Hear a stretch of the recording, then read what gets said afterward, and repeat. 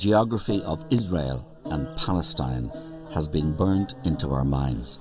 Bethlehem, Jerusalem, Jericho, Hebron. Names we are familiar with from school and history. We're also familiar with them from news reports, but with Syria and the terrorist threat now dominating headlines coming out of the region, Israel and Palestine have fallen off the radar.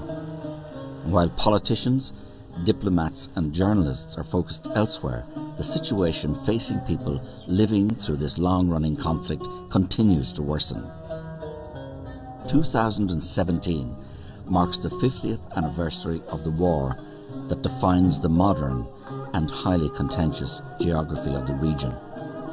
Since 1967, Israel has militarily controlled much of the West Bank, land the international community recognizes as being the basis of the intended Palestinian state. 50 years on from that war, people in the region continue to live a daily reality of occupation, segregation, restrictions of movement and violent conflict. And as we approach this anniversary, I travelled with international aid agency Troker to Israel and Palestine to see how the lives of people in the region have been affected by 50 years of conflict. We're not equal, we don't have the same rights, so this is apartheid. This is obvious apartheid. You go out to the street, throw some shot grenades, knock on some doors, make some noise, run to the other corner of the street, invade another house, wake up the next family, and that's basically how you pass your 8-hour shift. There's ongoing blockade, there's deepening poverty, there's rising unemployment, and there's no hope. This is occupation, this is wrong, this is a violation of what I believe in as a rabbi from my Jewish tradition. It is a violation of international law. This big elephant is in the room and nobody sees this elephant and nobody wants to see the elephant. And the elephant is the Israeli occupation. Most of the Israelis don't care about it, have no moral doubts about it, have no question marks and don't deal with it at all.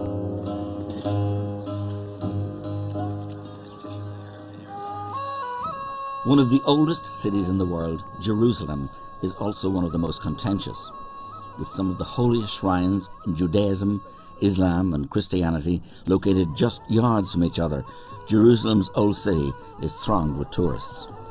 But while history attracts tourists into Jerusalem, it has also trapped the city into a bitter power struggle. In 1948, the State of Israel was created. Jerusalem was intended to be a shared capital for both Israel and an envisaged Palestinian state. But since the 1967 war, Israel has ruled both Israel West Jerusalem and Palestinian East. Jerusalem's old city is one of the most hotly contested square miles in the world. Tension is never far from the surface. Not far from where tourists soak up the sights, I found a small group of women protesting outside the district court of Jerusalem. The mother and friends of 16-year-old Mohammed Abu Qadir gathered.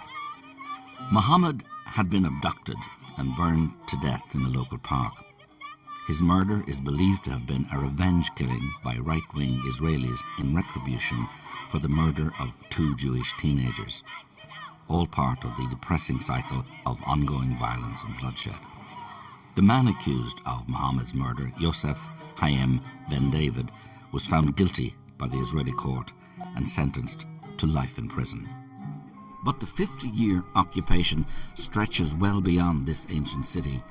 Since 1967, Israel has occupied the majority of the West Bank, which is internationally recognized as being Palestinian land. I wanted to go beyond Jerusalem and see what life is like for people living under full military law. Following the outbreak of Palestinian violence in 2002, Israel began construction of a wall to divide the West Bank from Israel. This wall has had the effect of cutting Palestinians off from Jerusalem. In Bethlehem, I watched as thousands of Palestinians queued to get through the checkpoint which divides them from the city they view as their capital. I met Amin Jabreen, who owns a tea stand at the checkpoint. He explained to me that the people queuing were the lucky few who have been granted permits to cross into Jerusalem. My name's Amin Jabreen, my age 35. This is the main checkpoint in Beit Lahem 300. The first man who come to this checkpoint every morning, me at 2 o'clock a.m. I come here to sell coffee and tea for the worker who cross to Jerusalem. Every day more than 6,000 to 7,000 workers across this checkpoint. They work in Jerusalem. Most of the people, they work in construction. And they are lucky people because they have permission. If you are in Palestine and you have permission to work in Jerusalem, you are lucky man. When fully completed, the wall will stretch for over 700 kilometers. Although supposedly the dividing line between Israel and Palestinians, it does not follow the internationally recognized border. Instead, it cuts and slices through Palestinian land. Close to the village of Bat Jala, I watched as another section of the wall was erected. This area is recognized by the international community as being Palestinian. The wall, however, will leave it on the Israeli side. Palestinian farmers who have farmed it for generations will no longer be able to access it. Israel says this is for security. For local farmers, however, it is simply a land grab. One day we just discovered that a lot of army and soldiers and Israelis coming here to uproot all the olive trees, and we are talking about an ancient olive trees, like 1400, since the Roman time. So we came to cover and to see what's happening, and we find out that the Israeli planning, or they start to implement a plan to separate this area and to confiscate this valley and to add it to, to Israel. And of course, a lot of international activists and a lot of Palestinians, we came here and we were demonstrating for weeks and weeks, and of course a lot of tear gas, a lot of shooting on the activists, and we couldn't, as a people and activists, to stop their project and their buildings here. All the time we were able to come here and to work, to cultivate our trees and our fields. Now we will not be able anymore. Now we are filming what's happening, and the soldiers up there, if you see, they are calling us on the mic, saying we need to go and to leave this area. But he just said, yeah, just go behind the wall, which is just built now. And he said, this is Israel now, you can't be here anymore in our side. I told him, I've been here, maybe before you come here, and you know this area. I've been coming here and work here in this valley since a lot of years. You don't know the valley as much as I know it, and you can't just tell me go out. He said, yeah, but this is orders, and I'm just implementing the orders. The wall is just one way in which Israel is gradually confiscating Palestinian land. Throughout the West Bank, Israel continues a plantation project aimed at populating the area with its own citizens. Today, there are an estimated 600,000 Israelis living in settlements dotted across the West Bank. These settlements, built on Palestinian land to home Israeli citizens, are illegal under international law. Directly behind me on the top of this hill is the Israeli settlement of Gilo. So these settlements, like Gilo behind us here, are essentially commuter towns in the satellite of Jerusalem. So a lot of these residents will live in very Western style houses, some of them with swimming pools, with first world services like electricity and water, and will be connected via access roads to Jerusalem. So many of the residents would commute maybe 10-15 minutes into Jerusalem, and the houses will be subsidized. So it's cheap housing, they get tax breaks, and many would consider themselves not settlers but living in neighborhoods of Jerusalem. The only problem being that this isn't Israeli land, this is Palestinian land, this is confiscated Palestinian land. So these settlements are built on occupied territory. So these settlements are illegal under international law, and so the residents living here are contributing to displacement of Palestinians and ongoing violations of international law. While Israel builds huge settlements throughout the West Bank, it simultaneously makes it increasingly difficult for Palestinians to build on their own land. Israel has divided the West Bank into 3 areas, one under full Palestinian control, one under full Israeli military control, and one under mixed control. The Palestinian Authority has been granted control over certain urban centres, all of which are ringed by areas under Israeli military rule. It has created a situation eerily similar to apartheid South Africa, with Palestinians living in cantons disconnected from each other. Any Palestinian living under Israeli control must obtain a permit to build a house, but only 15% of permit applications from Palestinians are successful. Many Palestinians refuse to move and instead build homes without permits. They live under constant threat of demolition. In one such community, I met with Abu Yushe. كانت العائلات قليلة في الأيام هذيك يعني فصار نمو طبيعي للسكان وانجبرنا انه نتوسع يعني اللي بده يتجوز اللي بده كذا بده يبني له بيت فالإدارة المدنية منعت انه نقيم بيوت في هذه المنطقة من حتى الأيام هذه من الأيام هذيك لحتى أيامنا هذه يعني صرنا نبني بركسات من الزينكو مثل هذول البركسات يعني لأنه بدنا نعيش فيعني من هذيك الأيام لأيامنا هذه كل سنة كل 6 شهور في عندنا هدم يعني هدم للبركسات هدم للبيوت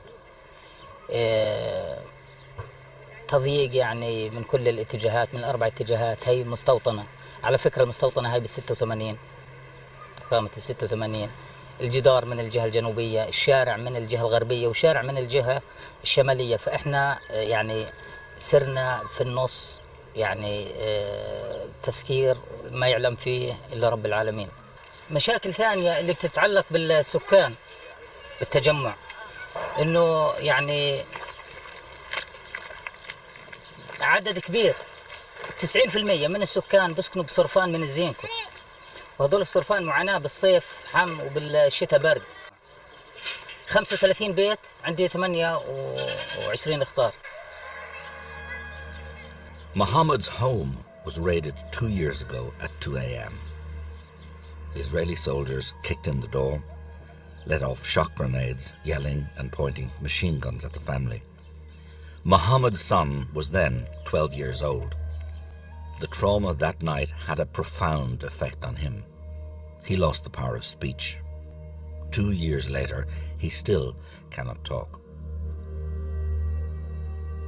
I was taken aback and saddened by what I had seen, but I wanted to hear the other side of the story, so I met with Emmanuel Nashon, head of press at the Israeli Ministry of Foreign Affairs.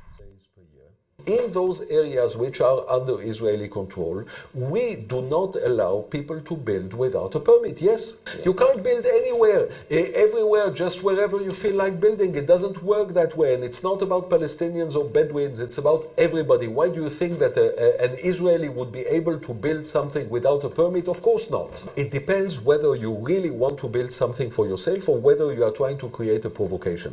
And my feeling is that some of those building initiatives, which unfortunately are also supported and financed by EU member states, their only purpose is to create a provocation. What we see is a situation in which EU member states and the UN actually give a de facto support to people who are building illegally.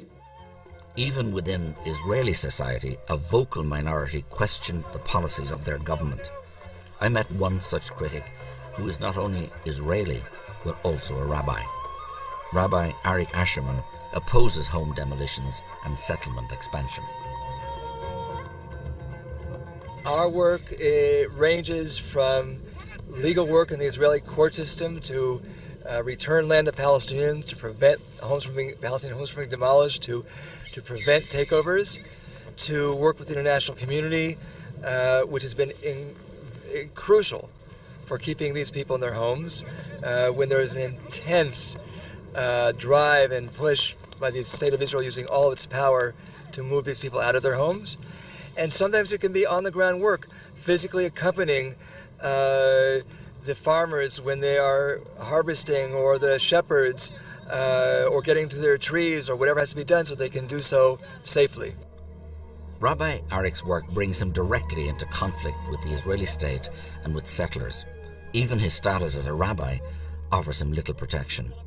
On a recent routine visit with Palestinian farmers to an olive grove, Rabbi Arik was attacked by a masked settler who threatened to stab him. He was lucky to escape with his life. Despite violent confrontation, he is still determined to speak out in support of Palestinians facing home demolitions. We visited one such community where he has campaigned to keep the bulldozers at bay. Fatima and her family and the other families of Susia are still in their homes today. And that's not something that should be taken for granted. And yet, they are living by the skin of their teeth, scraping out a living, not being able to fully live in dignity on their own land because of all the intense pressure being applied in every imaginable way by the state to get them eventually to move. It becomes a human rights issue when, in the name of a negotiating position, agree with it or disagree with it, you try to basically expel people from their homes. And that's what we have done here. This is occupation. This is wrong. This is a violation of what I believe in as a rabbi from my Jewish tradition. It is a violation of international law. Close by, Rabbi Arik brought me to another community who are waiting for a date in court to appeal against the demolition of their home.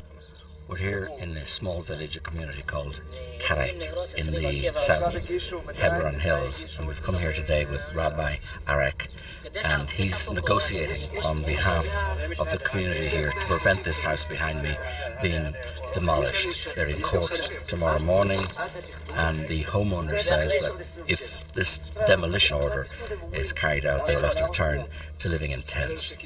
They had to build without a permit because they had a new family and they couldn't get a permit. Now he's asking, what would you want to tell the judge? What are you going to do if you come and demolish your home?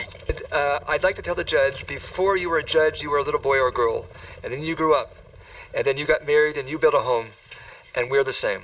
Would you agree that someone would come and demolish your home and leave your children without a roof over their heads, exposed to the elements and to the sun? You may be a high court judge, but you're also a human being. And you should understand from your human feelings that we just want to live and have normal lives here. The difficulties Palestinians face in gaining building permits also extends to other resources. According to Human Rights Watch, not only are building permits difficult or impossible for Palestinians to obtain in 60% of the West Bank, Palestinians also have limited access to water, electricity, schools, and other state services that are readily available to Israeli settlers. Water is among the most contentious resource. I visited one area where locals say their traditional water supply has been rerouted to serve settlers. We're here just outside Jericho at the Aluja Spring. This, as you can see behind me, is a dry spring bed where before water flowed freely all year round. That is until 1967, when the Israelis came in here and built this pumping station behind. And now the pumping station pumps an enormous amount of water from here, depriving the local Palestinians of water for their agriculture, water for their homes, and it goes directly to the settlements. The Palestinians can get some of the water back, but they have to pay for it. The charge is hotly contested by the Israeli government. Israel does not steal water from the Palestinians, and we certainly do not stop the possibility of water coming to Palestinian towns and villages. We have the possibility to bring fresh water, which can be used for agricultural purposes, for industry purposes, and even for drinking, to Israelis and to Palestinians. We do not discriminate. The different treatment given to Israeli and Palestinians living in the West Bank shocked me. Even the legal system people live under is defined by their ethnicity. Israeli settlers living under civil law, while Palestinians are subjected to military law. But I'd seen nothing yet. If people in rural areas suffer discrimination, the city of Hebron takes it to a whole new level. Like Jerusalem, Hebron is claimed by both Israelis and Palestinians. Although located deep in the heart of the West Bank, Israeli settlers claim the city. To defend them, the Israeli military has shut off the historic centre of the city to Palestinians. We met Israeli writer Gideon Levy, whose weekly column for Haaretz newspaper often highlights human rights abuses in the West Bank. If you want to see the Israeli apartheid in a nutshell, go to Hebron. There's no other place in which you can see it in the most crystal clear way. I mean, when a whole community is expelled from their homes, thousands of people, from their shops. When you live in a ghost town where there is almost only Jews living there after all the Palestinians had to leave out of fear because of the threats that they were living under and the violence that was implemented against them, and because of the army. If you see streets which are allowed only for Jews and roads which are allowed only for Jewish owners, what is it if not apartheid? Yehuda Shaul knows these streets well. As a sergeant in the Israeli Defense Forces, he patrolled them nightly. He says that his orders were clear: to disrupt the lives of Palestinians in any way possible. The IDF is supposed to protect the people who live here. Our orders as soldiers on the ground are very different. We are told we are here to protect the settlers. If we see a settler attacking a Palestinian, not our job. That's the job of the Israeli police. So I stand in a post, and I was standing in a post, and dozens of times, right in front of my eyes, settlers are beating up, are throwing stones, are breaking windows, are cutting electricity lines to a Palestinian house, and my orders are not to interfere. The concept in the IDF is that if Palestinians will get the feeling that the Israeli army is all the time everywhere, they'll be afraid to attack. So what do you do to make them feel this way? You make your presence felt. In Hebron, you have 3 patrols, that's their job, to make their presence felt. You start your night shift patrol, 10 o'clock till 6 o'clock in the morning. You choose a random house, the officer, the sergeant who leads the patrol. I was the sergeant leading these patrols for a while, yeah? Bump into a house, wake up the family, men one side, women the other side, search the place. You can yourself imagine the dynamics, what happens when a military unit bumps into your house at 2 o'clock at night. Finish searching the place, you go out to the street, throw some shock grenades, knock on some doors, make some noise, run to the other corner of the street, invade another house, wake up the next family, and that's basically how you pass your 8-hour shift. My deputy company officer threw a tear gas canister on a Palestinian kid, 3-4 years old, in a balcony, eating watermelon because he was collecting intelligence against us. Yeah, the guy was this size. He was having a competition with his radio guy whether who can fire a tear gas canister into a Palestinian home while the family is inside under curfew, cannot leave.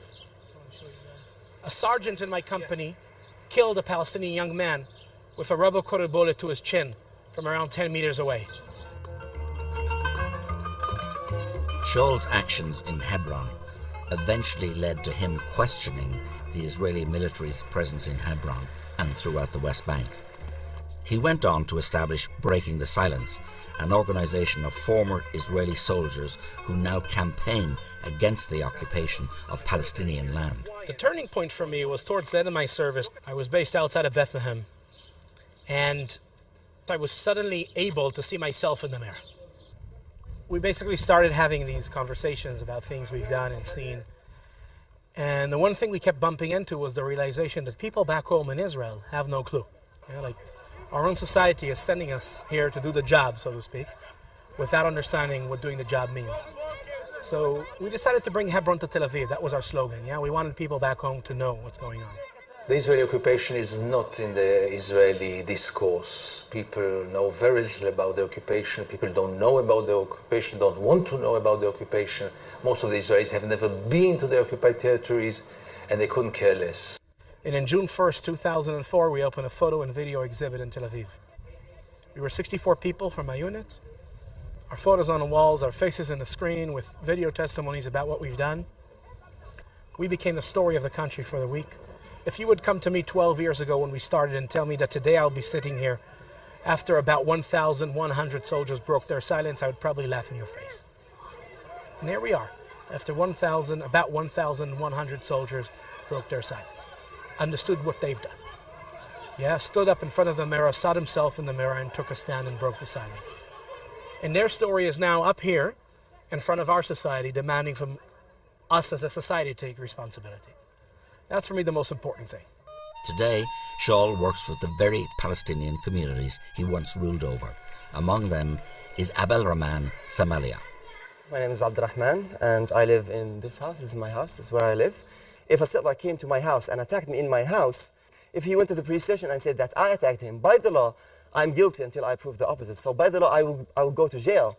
And they are innocent until not I prove the opposite, but the police proves the opposite. The Palestinians who are living here, they are all under the military law. The settlers who are living here, they are under the civilian law. We're not equal. We don't have the same rights. So this is apartheid. This is obvious apartheid. I live in Hebron in an area called Tal Rumeda. It's really, really hard and difficult to live next to the settlement. I was 10 years old when I started school here in this area. From 10 years until maybe 18, and it was the same, like it was all attacking. They attacked us physically, they throwing stones, they throwing dirty water, eggs, anything you imagine. They can do anything you imagine. I'd never seen anywhere like Hebron before. A ghost town filled with the pain of people who had been evacuated. It was eerie to walk down its empty streets. On one of the streets that is off limits to Palestinians, I met an Israeli settler who lives in the city. First of all, welcome to Hebron. It's the first historic Jewish city. There are many Jewish livers here, and they're not settlers. We're not settling foreign land. This is our land. We lived here before the establishment of the state or anything like that. So we are the indigenous people here. I'm not saying there aren't other people that lived here for years. And I wish we can go back to the day, the way it was beforehand, where we lived side by side with true, real peace. There's organizations, NGOs, who mask themselves as human rights or whatever they want to call it, which use it as an agenda to spew that hate and that violence and keep it going, because if us and the local Arabs work it out, then they don't have a reason to exist. His words echoed those of official Israel. Israel continues to build settlements, and then the UN have recently said that the settlements, I'm just quoting this, are in direct violation of Article 49 of the 4th Geneva Convention, which forbids an occupier from transferring its own civilians into the territory it occupies. Well, we have a disagreement. We have a legal disagreement with the UN. And you don't agree with the UN on that? No. We do not agree on that statement at all. And the reason is the following. We do not consider this land to be occupied land. We have demonstrated time and again that when there is real peace, we are willing to uproot settlements. We have done it in Egypt. We have done it unilaterally in the Gaza Strip. The settlement blocks, which are most of them, or all of them rather, in the vicinity of the Israeli border, are meant to stay under Israeli sovereignty. But what we have discussed with the Palestinians some years ago was the possibility of a territorial exchange. We see the activity of settlement building as something which is not against international law, and something that needs to be discussed together with the Palestinians. But if the conflict in the West Bank is a gradual and systematic one, the situation in Gaza is more upfront. 41 kilometers long and 12 kilometers wide, Gaza is a tiny, self-governing territory that is home to almost 2 million people. With both Israel and Egypt having locked its borders to all but a select few, the majority of Gaza's citizens are trapped. It has become, effectively, the world's largest open-air prison.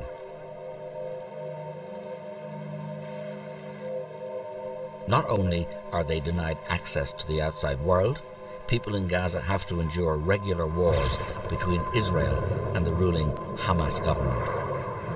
During the most recent conflict in the summer of 2014, over 2,500 people in Gaza were killed after Israel launched a full-scale military offensive in response to Hamas rocket fire. Among the dead were Mohammed and Khalde El-Selek Sajaz, 3 children.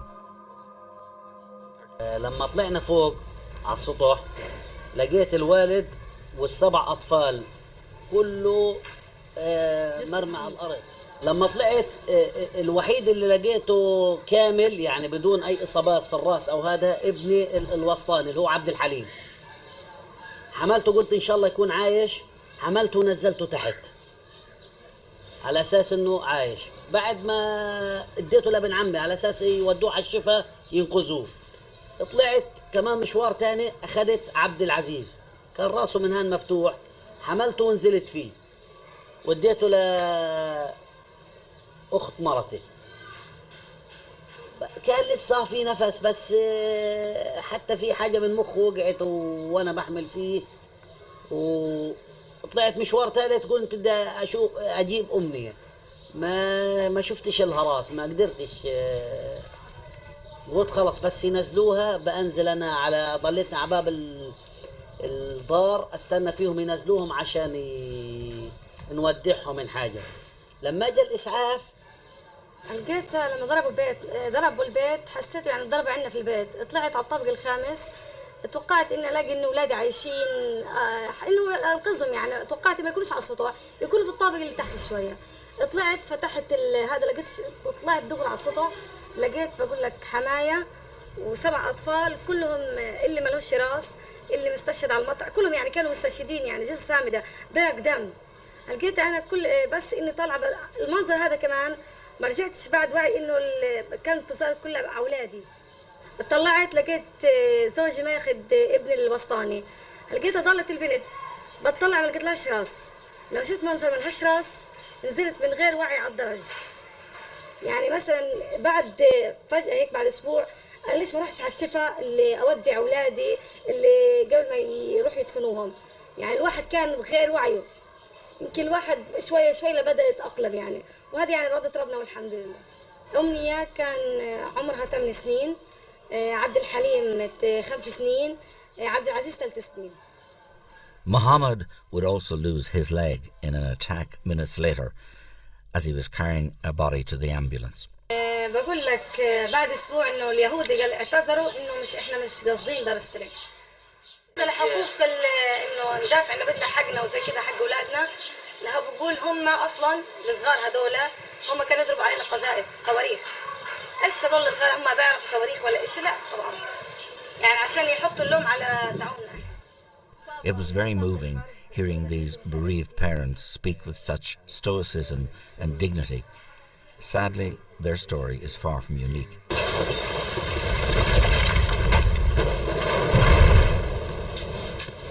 On the 10th day of the conflict, an Israeli missile hit the house of Talal Muhammad al-Hallow's brother. صاحب البيت اللي هو أخويا وزوجته مسنين وبناتهم وأطفالهم كلهم راحوا في البيت بالسواء مع الأرض.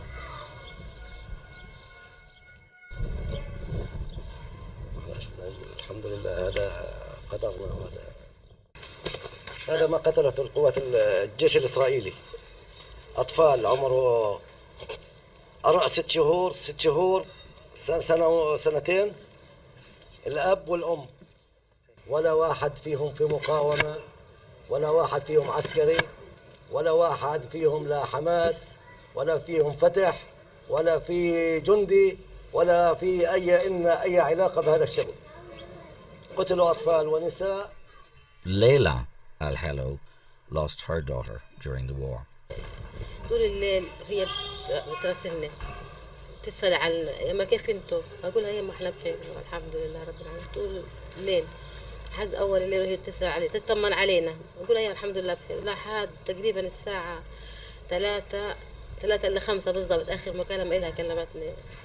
هي آخر مكالمة إلها كانت الساعة 3 إلى 5. ساعتها بعد تقريبا 3 إلى 5 وقع الدار على البيت عليهم.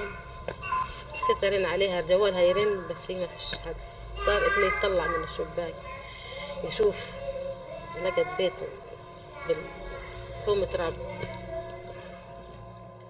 Israel maintains that these wars are the inevitable result of Hamas aggression. There is no doubt that Hamas and other militant groups are guilty of war crimes by indiscriminately firing rockets into Israel. Human rights groups and the international community point to the disproportionate response of Israel. During the 2014 conflict, approximately 1,500 Palestinian civilians were killed in Gaza, compared with 6 Israelis. The chair of the United Nations Independent Commission of Inquiry warned that the extent of the human suffering in Gaza was unprecedented and will impact generations to come. Despite the massive civilian casualties and international condemnation, the Israeli government maintained that they are fighting a war on terror. Hamas will use whatever it can in order to try and hurt Israel, even if the price is hurting their own population. There is no better way to describe Hamas. It's a bunch of Islamic hoodlums. We have taken them over. It's a dictatorship. It's a bloody dictatorship. Imagine the following dilemma, and those are dilemmas that we have been facing every day. A group of Hamas people start shooting rockets or mortars from a schoolyard.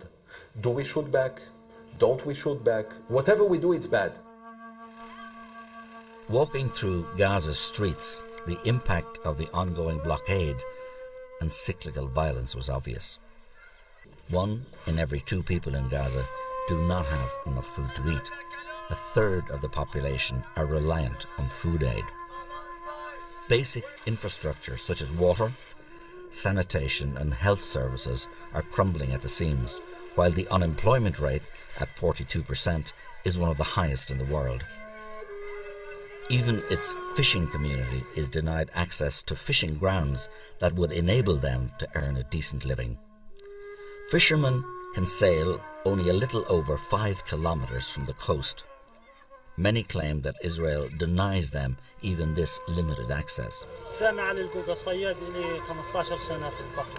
عميل ونص على شاطئ رفح في الليل سارحين عتمة اللي بنشتغل في الصناع.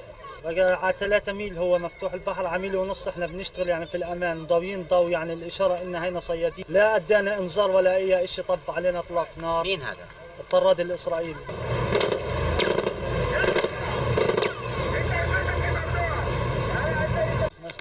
ضب علينا اطلاق نار، مش عارفين وين نروح في الميه، احنا مش عارفين وين بدنا نشرب، مش عارفين وين نشرب.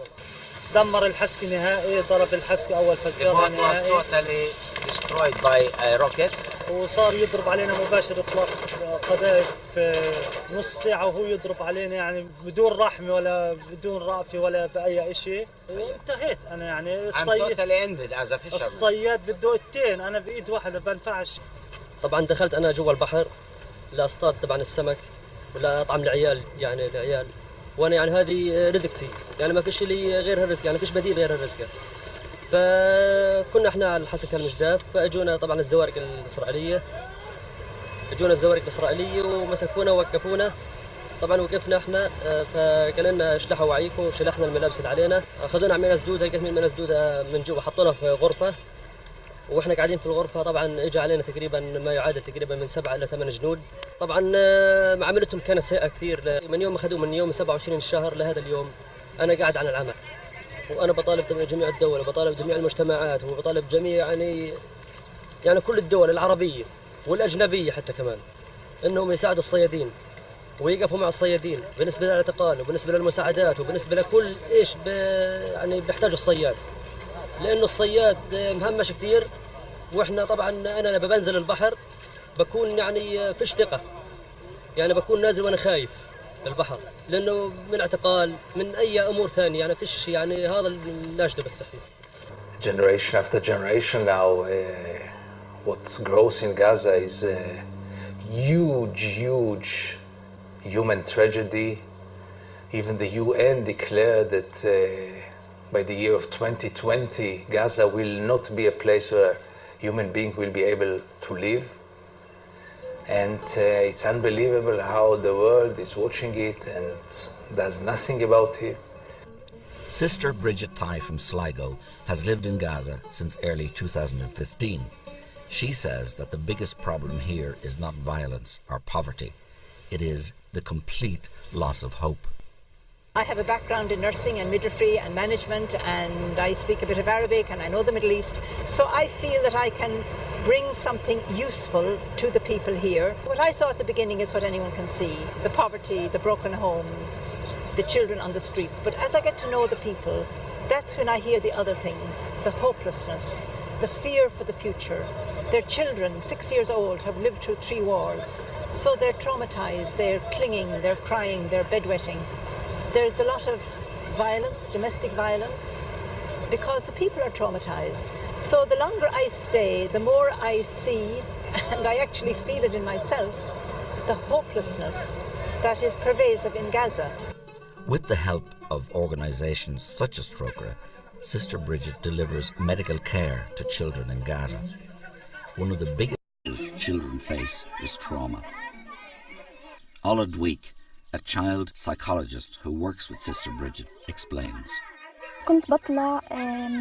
كنت قبل بمستشفى الطب النفسي وبطلع على مستشفى الشفاء وبشوف الحالات وكنت بتعامل مع أطفال بكر. هدول الأطفال اللي كانوا على البحر وبيلعبوا كورة اجت الزوارق ضربت فاستشهد منهم 3 وبقي منهم 3. فكانوا كتير هدول الأولاد أجريسيف كتير وكل شي فيهم تغير. وصلوا لحالة ذهان إنه خرجوا عن عقولهم. هدول الأطفال تعاملت معهم فترة معينة لكن بعد هيك تركتهم ما كملت معهم. بلشت أحس بالحرب من اللي سمعته من الناس بعد ما اشتغلت. في طفلة في منطقة الفراحين. هاي منطقة الفراحين كلهم طلعوا من بيوتهم في الحرب. الطفلة هاي خسرت أخوها. أخوها كان بيعتبر لإلها الصديق والأب والأم بتحبه أكتر من أي حدا. فقدته قدام عينيها كان راكب على فزبة. فلما شافته لحتى الآن بنت بتعاني إنه حاليا بتكتب رسائل لأخوها بتجيب لي هاي الرسائل عشان أقرأها. إنه على طول بتحلم فيه بتشوف كوابيس في الليل. فهاي البنت أثرت فيها لأنه صار لي بتعامل معها سنة كاملة بس لحتى الآن كل ما بتيجي بتحكي عن أخوها. So we've known these people for 2 or 3 years. Some of them lost their homes, some of them took in other people, and we've seen them grieve, try to get their lives together, try to move on, try to look forward. But look forward to what? You saw the number of children. What's the future of those children? Sister Bridget's assessment was sobering, but it was also accurate. When you speak with people in Gaza, you can feel the hopelessness. The United Nations has questioned the short-term viability of Gaza, warning that by 2020, many basic services will have collapsed. I wonder what chance there is of peace when young people in Gaza are being raised in an environment where they have a limited future. Such a situation plays into the hands of the extremists. Israel has legitimate security concerns due to the presence of armed groups who deny their right to exist. And by condemning all of Gaza's people to inhuman lives, they succeed in swelling the ranks of these groups. Without political movement, the cycle of violence seems destined to continue. I've just spent 2 days in Gaza, an extraordinary experience. I'm here in a caged area between Gaza and Israel. It's no man's land.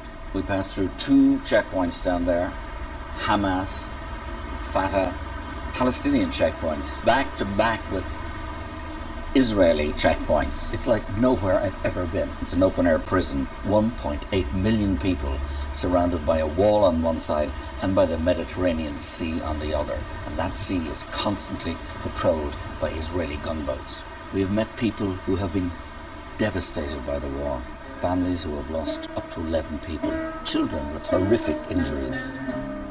Having spent time in Gaza and the West Bank, it was very difficult to come away feeling positive.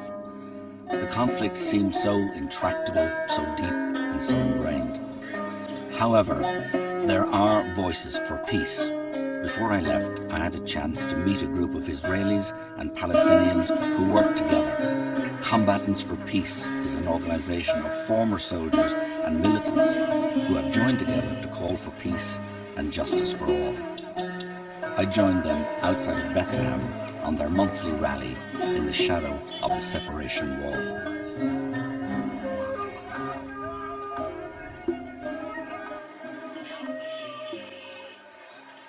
Combatants for Peace, which is a joint organization of Israeli and Palestinian who took part in the circle of violence, which means Israelis who participated in the army, a Palestinian who sat in the Israeli jail and said, we are not longer willing to continue the violence, the circle of violence. We don't want our children to live in this kind of environment, and we're willing to do something today in order to ensure that our children will have a better chance to live here. The only way to end this conflict is to talk together with Palestinians who are non-violent. I used to live a few years in America, and I just felt I can't represent. I felt almost ashamed being Israeli, because when you're outside, you see how Israel looks from the outside, and it's so hard. So when I came back, I became more active in the issue of occupation, because I feel that when we're here, we have to do what we can to change this. During my short time in Israel and Palestine, I met several Israelis who shared the view that the time has come to end the occupation and deliver a lasting peace. These activists remain a minority voice, but there are signs that their numbers are growing. In April 2017, two former heads of Israel's powerful domestic intelligence service claimed that the ongoing occupation was destroying Israeli society. Ami Elion and Carmi Gilon warned that the occupation was putting Israel on a path of incremental tyranny. It is a view shared by Dav Kenin, a member of parliament who has gone as far as accusing his own country of engaging in ethnic cleansing. The problem in Israel is not that people so much like the current situation. The most important problem is that most Israelis do not see an alternative. Most Israelis, in principle, were willing to have a two-state solution, to have an independent Palestinian state alongside Israel. The problem is that the right wing in Israel succeeded to persuade the majority of Israelis that this solution is not possible. The current situation is not a frozen situation. It is a deteriorating situation. And the fact that occupation is continuing, and the fact that many people, Palestinians and Israelis alike, are losing hope, this is, by itself very, very dangerous, because people without hope can do very, very bad things. After hearing so many stories of despair, it was inspiring to see people from both sides of this decades-old conflict coming together and calling for solutions. US President Donald Trump has met both the Israeli and Palestinian leadership and has vowed to make peace in the region his foreign policy legacy. Whether he can achieve that remains to be seen. On May the 27th, 2017, over 15,000 people gathered in Tel Aviv under the banner Two States, One Hope. They called for Benjamin Netanyahu's government to do more to secure the two-state solution many see as being key to securing lasting peace. A message from Palestinian President Mahmoud Abbas was read during the demonstration. The time has come for you and us to live in peace and harmony. We have accepted the decisions of the UN. We recognize Israel and accept the two-state solution. Now the time has come to recognize the state of Palestine. Israeli opposition leader and Labour Party leader Isaac Herzog addressed the rallies. This week, we saw an American president who is determined to bring peace between us and the Palestinians. We must put aside ego and connect a large political bloc that gives equality to minorities and is open to a variety of opinions. There are no easy answers to the situation in Palestine and Israel. Peace will be difficult to find and even harder to secure. What we do know is that blockades, land seizures, house demolitions and segregation will not bring peace to this land. It seems to me that these policies will only further drive the Palestinian and Israeli people apart. Ultimately, peace can only happen by people working together to find compromise and solutions. Only then is there a chance for everybody in this troubled land to live with the dignity and peace they all deserve.